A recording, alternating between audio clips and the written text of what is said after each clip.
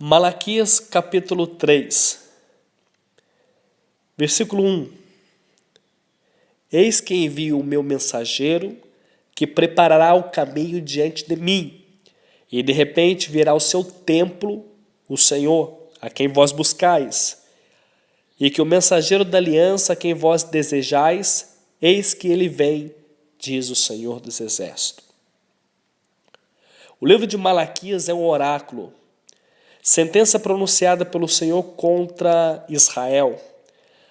Foi vaticinado, foi anunciado por intermédio de Malaquias, versículo 1, e capítulo 1 de Malaquias. Esta foi a advertência de Deus, através de Malaquias, para dizer ao povo a voltar-se para Deus. Enquanto o último livro do Antigo Testamento se encerra, o pronunciamento da justiça de Deus e a promessa da sua restauração através da vinda do Messias estão soando nos ouvidos dos israelitas.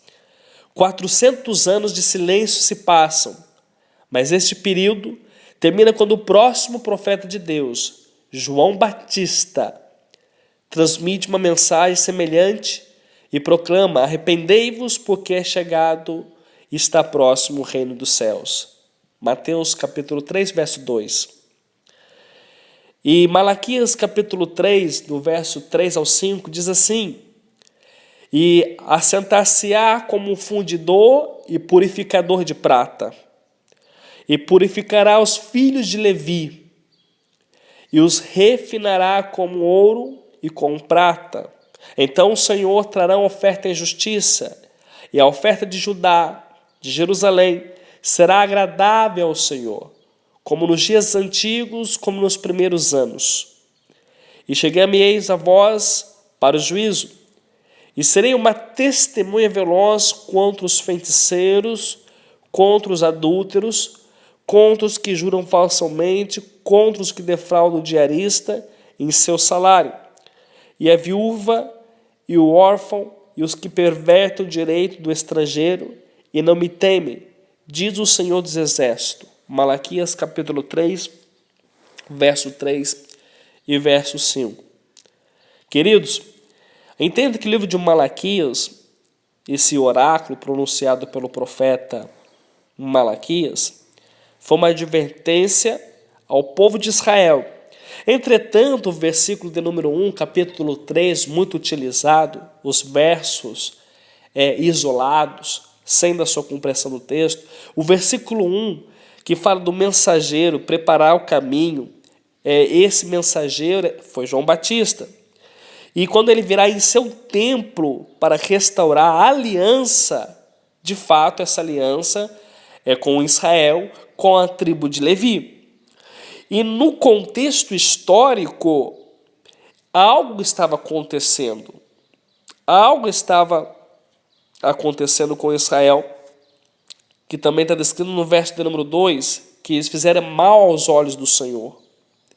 E quando diz assenta-se-á como fundidor, purificador de prata, purificará os filhos de Levi, nós entendemos que os filhos de Levi, eles são descendentes, são sacerdotes, são aqueles que não têm herança de terras, de patriações, mas a herança do Senhor. E eles estavam fazendo algo mal aos olhos do Senhor, ao ponto de o Senhor se assentar como fundidor e purificador de prata, para refinar como ouro, e então trarão as ofertas de justiça. A oferta de Judá e Jerusalém será agradável. Entretanto, do verso de número 3 ao 5, o profeta está dizendo que chega-me-eis a vós para juízo, e serei testemunha contra os feiticeiros. Os sacerdotes, os levitas, estavam praticando feitiçaria. E serei testemunha contra os adúlteros, eles estavam adulterando. Contra os que juram falsamente, contra os defraudam o diarista, os trabalhadores em seus salários, as viúvas e os órfãos, que pervertem o direito do estrangeiro e não me teme, diz o Senhor dos Exércitos. Então esse texto está coadunado a Israel, a descendência de Levi, e não a igreja. Veja bem, nisto roubava o direito das viúvas e dos órfãos. Em Deuteronômio capítulo 27, versículo 19, Deuteronômio 27, versículo 19, diz assim: maldito aquele que perverteu o direito do estrangeiro, do órfão e da viúva. E todo o povo dirá amém. E os que não dão dízimo são amaldiçoados? Esta pergunta. Porque em Malaquias capítulo 3, verso 9 diz: com maldição sois amaldiçoados, porque a mim roubais, sim, toda esta nação. Então, tanto como os levitas, como os sacerdotes se corromperam ao Senhor, ao ponto das tribos de Israel se corromperem. Da nação de Israel fizera aquilo que era mal aos olhos do Senhor. Com maldições sois amaldiçoados, porque a mim me roubais, sim, toda esta nação. A igreja não é nação. Nação aqui, no contexto, é Israel. A igreja é nação? Vamos ler o contexto do texto do livro de Malaquias. Malaquias capítulo 1, versículo 6, diz assim: o filho honra o pai e o servo seu senhor. Se eu sou pai, onde está minha honra? E se eu sou o Senhor, onde está o respeito para comigo? Diz o Senhor, chama Elohim, diz o Senhor dos exércitos, a vós outros, ó sacerdotes, que desprezais o meu nome, vós dizeis: em que desprezamos nós em teu nome? Isso está escrito em Malaquias, capítulo 1 e verso de número 6. Em que vós me roubais? Está se referindo ao sacerdote. O resumo de Malaquias, quando Malaquias escreveu as palavras do Senhor ao povo escolhido de Deus, que tinha se desviado, especialmente ao sacerdote, que tinha abandonado ao Senhor. O sacerdote não estava levando a sério o sacrifício que deveria fazer a Deus. Animais com defeito estavam sendo sacrificados, embora a lei exigisse animais sem defeito, conforme em Deuteronômio capítulo 15, versículo 21. Os homens de Judá estavam sendo desleais às esposas de sua juventude e se perguntando por que Deus não aceitava o seu sacrifício. Além disso, as pessoas não estavam oferecendo dízimo da forma que deveria, conforme Levítico capítulo 27, versículo de número 30 e 32. Entretanto, apesar do pecado do povo de se afastarem de Deus, isso é chamado de morte espiritual, o abandono de Deus, o afastamento de Deus, tem como título de morte espiritual. Malaquias reitera o amor de Deus pelo seu povo, no capítulo 1, verso 1 ao 5, e as suas promessas de um mensageiro que estaria por vir, descrito em Malaquias capítulo 2, versículo 17. E os prenúncios de Malaquias capítulo 3, do 1 ao 6, que fala de uma profecia a respeito de João Batista. Ele era o mensageiro do Senhor, enviado para preparar o caminho, é encontrado no Novo Testamento 400 anos depois, em Mateus capítulo 11, verso 10, para que o Messias, Jesus Cristo, a qual João pregava o arrependimento, que batizasse no seu nome, preparando o caminho para o advento de Jesus. Porém, esse mensageiro que vem de repente para o templo é o próprio Cristo, que na sua segunda vinda, quando ele vier em poder e glória. Então, o versículo de número 1, que vem um mensageiro com poder e glória no templo, é exatamente a volta de Jesus, também relatado em Mateus capítulo 24, o sermão profético escatológico de Jesus, para tanto como Israel, ensinado, elaborado, elucidados aos discípulos. Naquele tempo ele vai purificar os filhos de Levi, é o verso de número 3 do capítulo 3. O que significa aqueles que exemplificaram a lei mosaica? Também precisaria de purificação do pecado através do sangue e do Salvador. Você vai poder ver no slide a descendência de Levi, depois de 2000 anos, que foi separado. Inclusive temos o órgão do Instituto do Templo, o candelabro, a bacia de bronze. Eles separaram duas novilhas vermelhas para purificação do templo, para matar e para sacrificarem, e fazer purificação do terceiro templo. Segundo os rabinos e também a descendência de Levi, todos os utensílios, o candelabro de ouro, o menorá conhecido, todas as especiarias, a mesa da propiciação, tudo está no Instituto do Templo. Só falta a construção do terceiro templo, que fica no monte, ali Monte Moriá, onde Isaac foi oferecido como sacrifício por Abraão, e Deus proveu o cordeiro.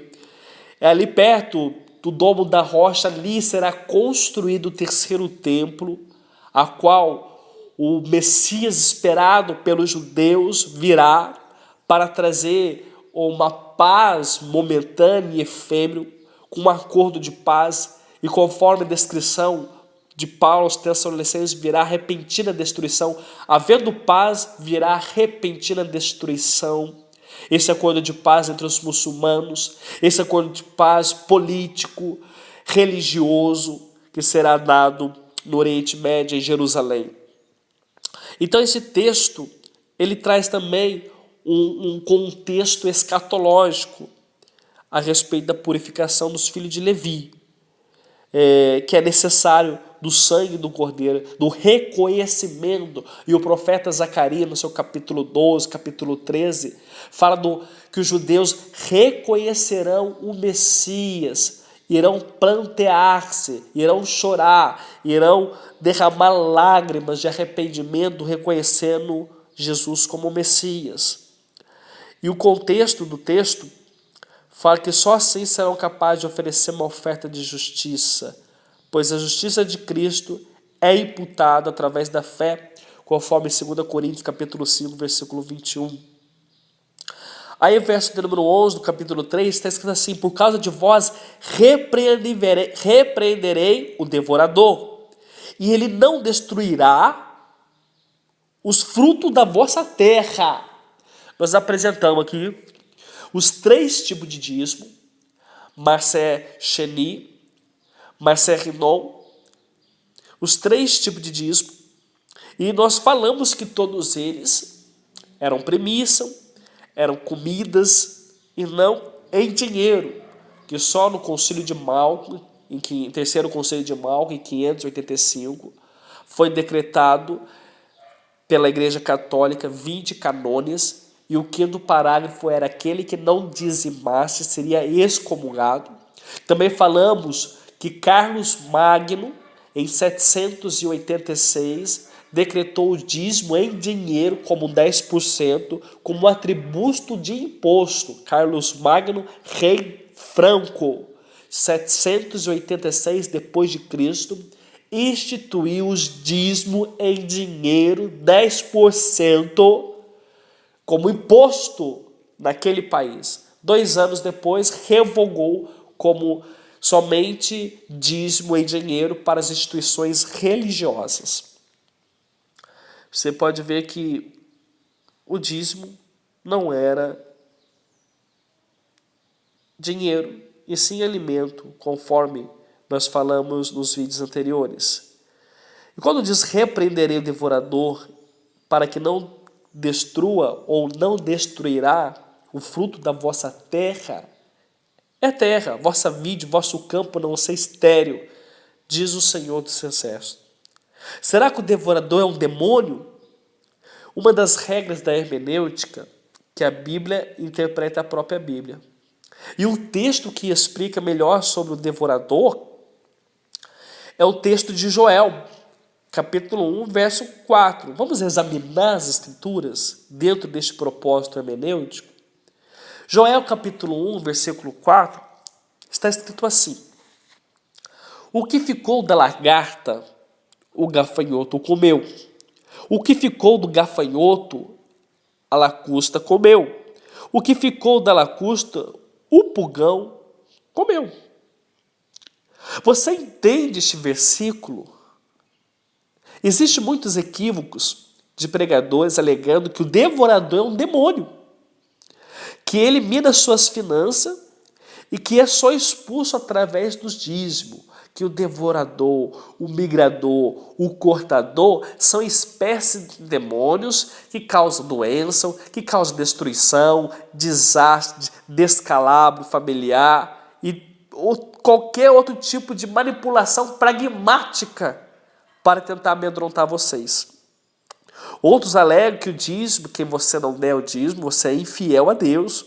Outros vão dizer que quem não dá o dízimo perderá a salvação por serem avarentos.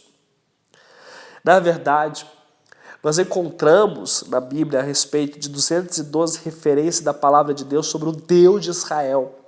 E esse texto de Joel foi contado num contexto histórico no século 9 a.C., onde Israel fazia que era mal aos olhos do Senhor, desobedecia a palavra de Deus, como também no contexto de Malaquias, o povo fizera mal aos olhos do Senhor, porque a liderança, porque o ápice da liderança, como os levitas, como o sacerdote, estava fazendo que era mal aos olhos do Senhor, e Deus não estava aceitando as ofertas das tribos de Israel, da tribo de Judá, das cabeças tribais de Jacó.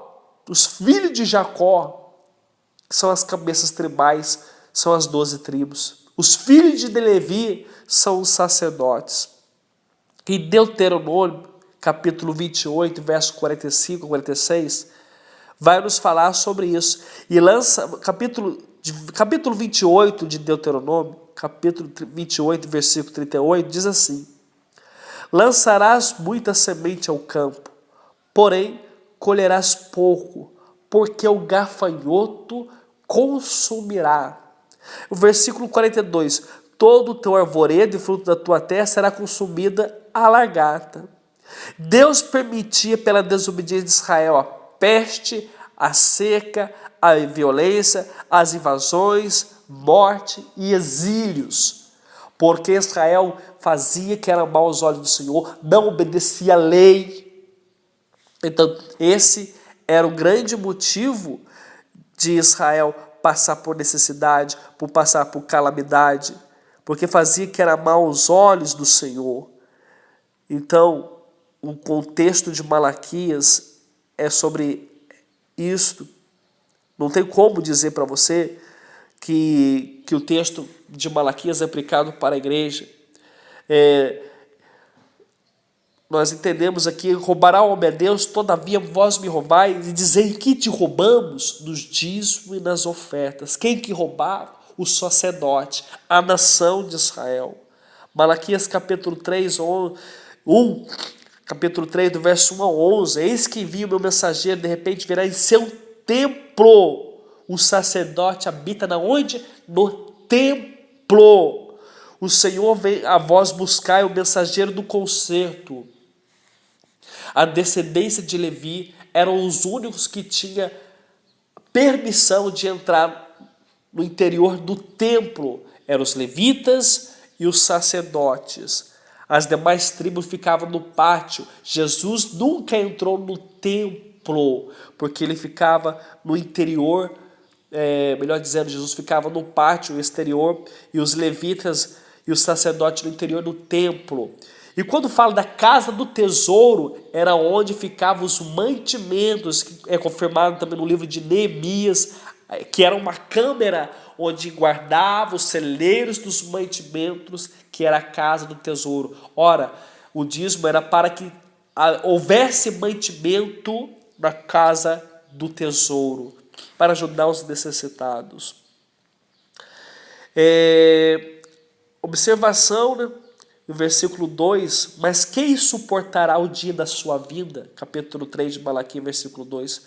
Porque ele será como fogo purificador de ourives, ou como sabão do lavandeiro, Isso fala de remover sujeira. O mensageiro do concerto viria com fogo e sabão.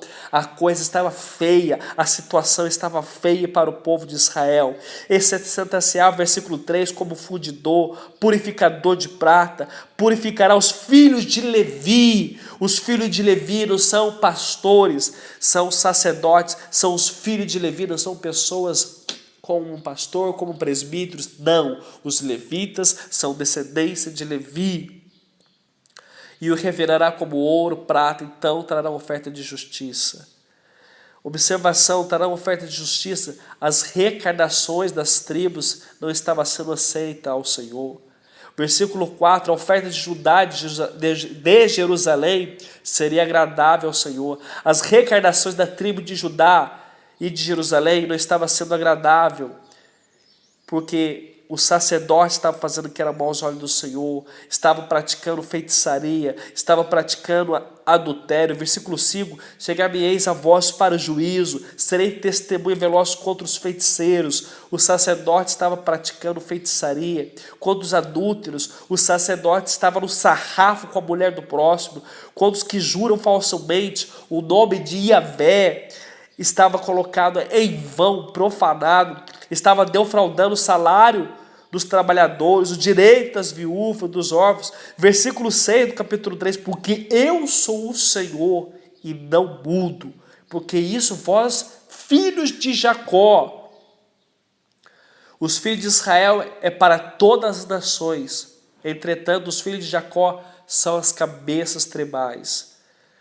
Versículo 8, roubará o homem a Deus, todavia vós me roubais. Em que te roubamos? Nos dízimos e nas ofertas. Está aqui explicado os equívocos que são formados por alguns teólogos, com alguns defensores dos dízimos, como se fosse um atributo obrigatório. E versículo 10, trazer o dízimo para que haja mantimento. Se não vamos abrir a janela dos céus, isso fala de chuva, de derramar chuva sobre vós bençatal, sobre as lavouras, o plantio, até que haja lugar suficiente para recolher-vos. Então, está explicado o texto de Malaquias capítulo 3, todo o contexto de Malaquias, onde é deturpado da essência. São 3 tipos de dízimo. O dízimo Maser Resdom, que era para o sustento do templo, representantes, sacerdotes e levitas, conforme Números capítulo 18, versículo 21. Malaquias capítulo 3, nós falamos, os levitas, os sacerdotes, a nação de Israel estava fazendo o que era mal aos olhos do Senhor, o templo não estava sendo organizado. O segundo dízimo, Maser Sheni, era o dízimo que o próprio dizimista comia para ser usado nas celebrações perante o Senhor, conforme as festas sagradas dos eternos, as santas convocações, que são as 7 festas judaicas, que tem o símbolo profético, também descrito em Levítico capítulo 23, Deuteronômio capítulo 14, 22, e também o versículo 22 fala sobre o dizimista comer o próprio dízimo. Eu quero aqui ler este verso. Você poderia perguntar na onde que nas escrituras fala sobre dinheiro. Existe alguma passagem que fala o dízimo em dinheiro? Opa, existe sim. Esse Maser Sheni, que era o dízimo que o dizimista comia, nós também temos um contexto a respeito do dinheiro, que já existia naquela época. Em Deuteronômio, capítulo de número 14, nós vamos ler o verso de número 22. Vamos lá, Deuteronômio.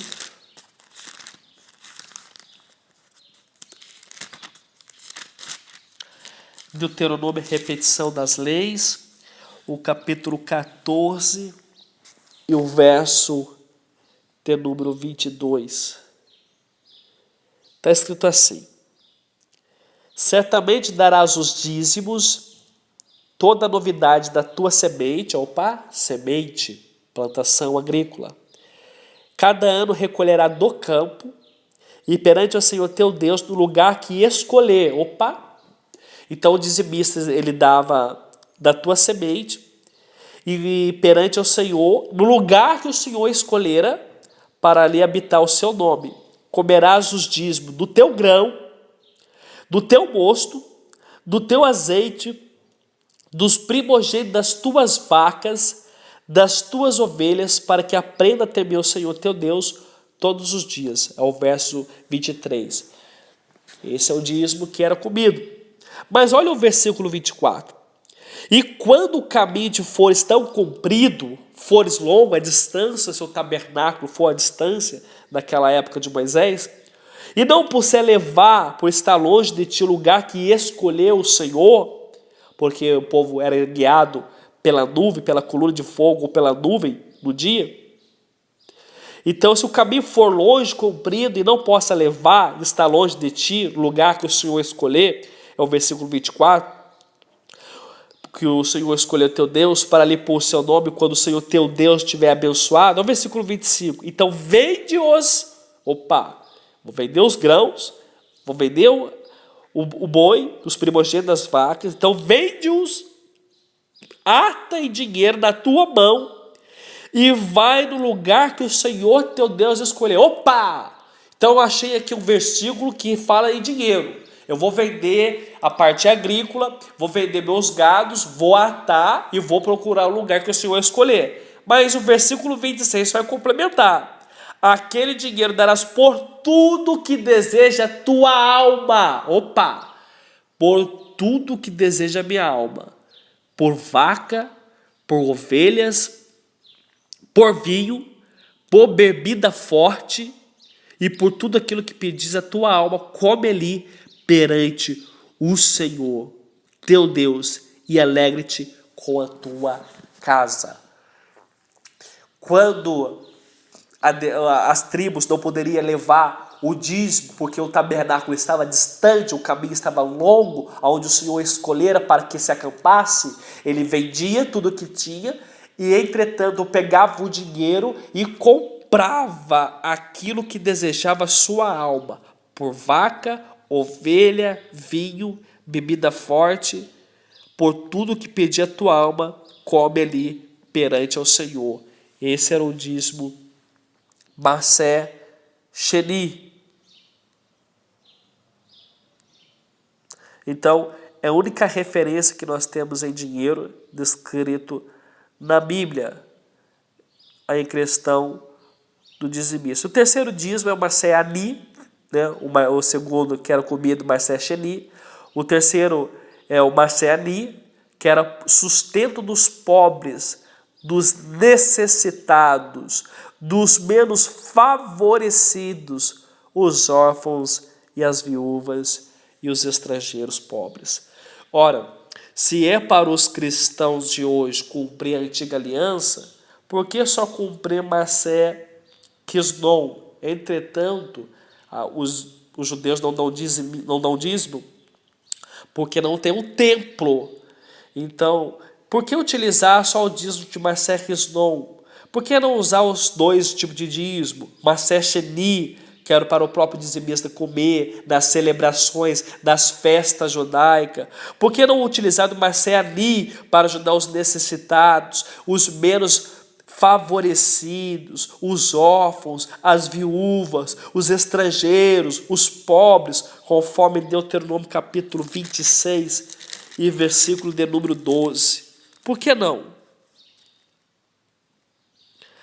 Capítulo 26, versículo 12. Quando acabar de dizimar todos os dízimos da tua novidade, no ano terceiro, que é o ano dos dízimos, então darás ao levita, aos estrangeiros, os órfãos, as viúvas, para que comam dentro das tuas portas e se o fartarem. Detalhe, os dízimos eram praticados anualmente. Esse dízimo aqui, Massé Ani, era de 3 em 3 anos, que os levitas até mesmo entravam na casa dos estrangeiros, dos órfãos, e comiam dentro das portas deles, fartavam-se. Então isso era praticado conforme a antiga lei.